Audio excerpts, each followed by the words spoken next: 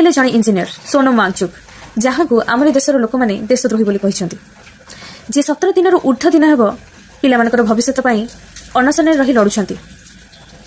जी देशर coldest dessert रे पानी अभाव को दूर कर 3500 मीटर उच्चरे थिबा पहाड़ उपरे सोलर पावर स्कूल बनई लद्दाख रे 10th क्लास रो पिलामानकर पास हार 5% रु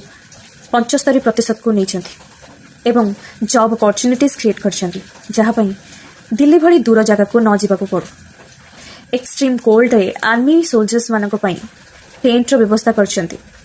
एशिया रो नोबेल प्राइज मागसेसे अवार्ड पाई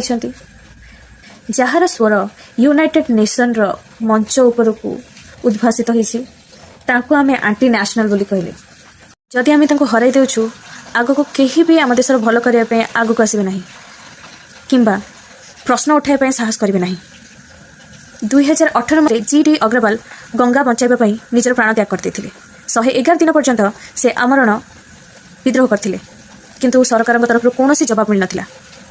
आज सोनम वांगचुक पेपर लीक मुद्दा को नहीं एजुकेशन मिनिस्टर इस्तीफा दाबी कर कारण पढ़ाई धार करज रे बुड़ी केतेक निरीह छात्र निजर जीवन हारी देउछंती सुइसाइड करछंती ए बाबद सरकार अनदेखा करुछंती सो आपण माने चुप रही निरवद्रष्टा हेबा अपेक्षा ए रील्स को शेयर करंतु एवं सोनम वांगचुक को सपोर्ट करंतु थैंक यू।